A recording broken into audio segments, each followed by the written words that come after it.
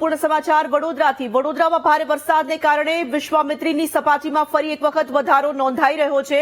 કાલાઘોડા પાસે વિશ્વામિત્રીનું જળસ્તર 19.50 ફૂટ પર પહોંચ્યું। આજવા સરોવરની સપાટી 212.85 ફૂટ પર પહોંચી છે।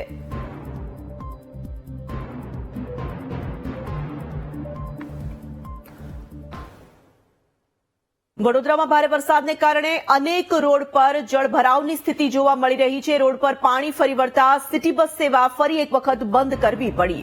રોડ પરથી પાણી ન ઉતરે ત્યાં સુધી સિટી બસનું ઓપરેશન બંધ કરાયું। પાણી ઓછું થાય ત્યારબાદ સિટી બસ સેવા ફરી એક વખત શરૂ કરાશે। સિટી બસ બંધ થતા મુસાફરોની હાલાકીમાં વધારો થયો છે।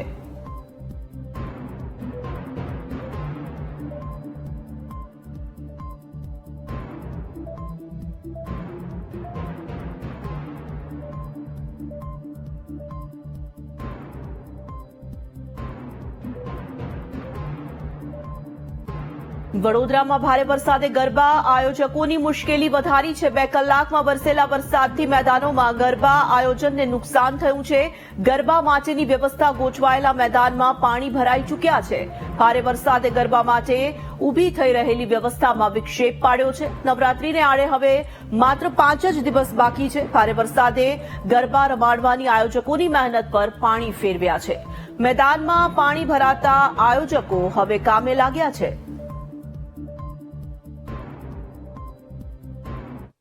વડોદરા શહેરમાં પડી રહેલા ભારે વરસાદે ગરબા આયોજકોની મુશ્કેલી વધારી છે અને ખેલૈયાઓને નિરાશ કરે એ સ્થિતિ અત્યારે વડોદરામાં જોવા મળી રહી છે। આજે બપોરથી જ જે વરસાદ પડ્યો 3 ઇંચ કરતા વધારે વરસાદ ખાબક્યો અને એના કારણે અત્યારે ગરબા આયોજકના જે આયોજન સ્થળો છે ત્યાં તબાહી જોવા મળી રહી છે।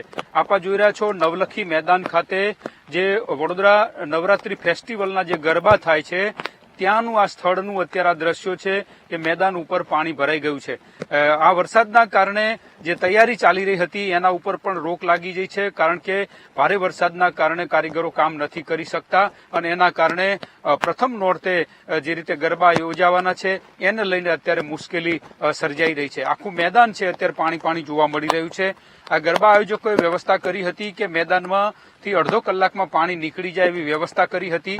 આજુબાજુમાં કેનાલ પણ બનાવવામાં આવી છે પરંતુ અત્યારે હાલ જે ભારે વરસાદ પડ્યો અને એના કારણે મેદાનમાં પાણી જોવા મળી રહ્યું છે। સાથે જ સતત વરસાદના કારણે મેદાન તૈયાર કરવાની જે કામગીરી છે એમાં પણ વિક્ષેપ ઉભો થઈ રહ્યો છે એટલે જે ગરબા આયોજકો છે એમના માટે પણ મુશ્કેલી વધી છે।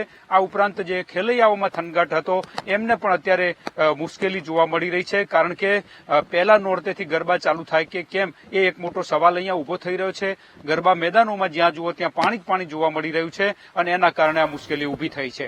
કેમેરામેન કિશોર ક્ષીરસાગર સાથે માનુ ચાવડા, VTV ન્યૂઝ, વડોદરા। ગઢડા તાલુકામાં સતત 4 દિવસથી વરસી રહેલા વરસાદને કારણે નદીઓમાં પાણીની ભરપૂર આવક થઈ છે। ગઢડાના ગુંદાળા ગામની સાદડી નદીમાં ઉપરવાસના વરસાદથી નદી 2 કાંઠે જોવા મળી।